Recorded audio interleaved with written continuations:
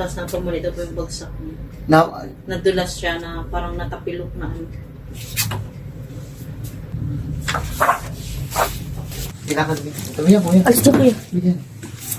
Lakad ka daw, Bibi. Talalay. Paano ito nahirapan, hindi niya kayang maglakad ng sulok? Hindi. Ano? Sa likod ka, ano dyan, dito ka, para makita natin yung liwanag dito. May pamalit po itong damit. Anak niyo po ito ng bunso? Panganay po siya. Mayroon pa po siyang kasunod. Bali, apat po. Ay, puti. Tapos mo ang kamay. Ayan. Ayan po. Ay. Tapos mo. Bari mamimin. Kailan pa po ito nahirapan siya maglakad? Ano po yan? Ay, wala. Nangyari yung December 2. Simula ng December 2, Hindi pa po siya nagsabi na may na pero hindi, I mean po, yung nagsimula po siya na nahirapan na maglakad. Nung ano na po yun, December 6. December 6. Pagpasok sa school po, iika-ika na yan. Anong December, ano po yun? 6? December 4. December 4, mga ganyan. No, ano yung likod niya? Tapos ano po yun, parang yung singit niya sir, ang dating iniinda niya.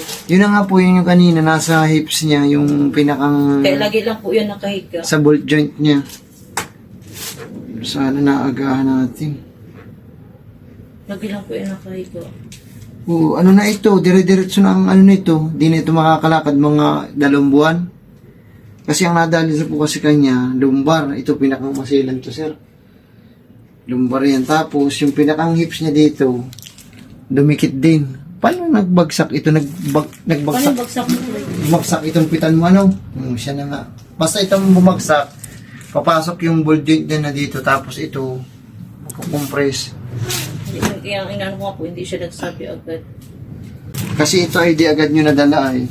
Iaano ko kayo. Ngayon, iti-treatment namin po ito. Yung kailangan po nito ay bone alignment, nerve therapy. Tapos, titingnan natin yung may after nyan, yung adjustment nyan. Kung makalakad na siya ng maayos, magre-recover pa siya at 1 week to 2 weeks. Pero mas maganda sana kung mapalo upan mo pa ito ng 1 o 2.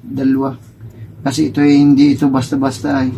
Kailangan nyo ng pada. Yung ang tawag dito sa case na ito, mga lumbar spondylosis to. O mga tembuto niya. Ano nga sir, kasi ito yun ang tinatakot ko sa inyo. Kaya pintas ko eh. Sino pa nag-recommenda po sa inyo nito?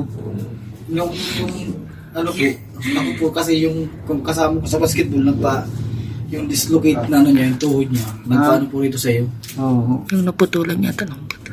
Ay, oo, yung Tagalabo po kayo? Taga rito lang po, yung taga rito po sa diet, pero yung kasama ko po sa basketball, dito po siya dati nakatira, sa katabi niyo, si Perpetua. Ayan, 1, 2, 3, 4. Ito paangat na din ito.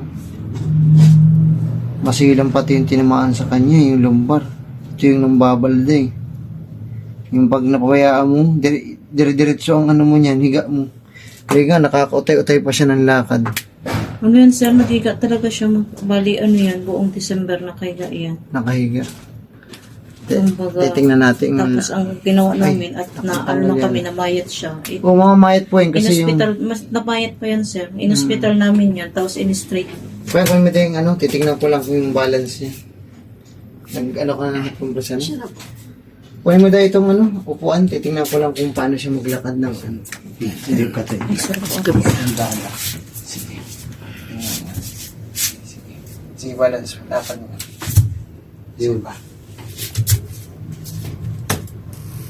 Kanan yung tinamaan dito sa hips mo. Tawag mo na Ay, usag mo muna doon. Dito ko. Pataas ang hila. Okay. Hila. Hitis lang na Tiisan lang.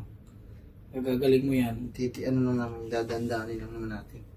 Kasi di pa ito pwedeng persahin ay. Kasi maputulang ka ng ugat niya. Okay, hila. Okay. Okay, hila pa. Yan. Hila pa. Up. Ganyan lang. Hinga, relax lang yan.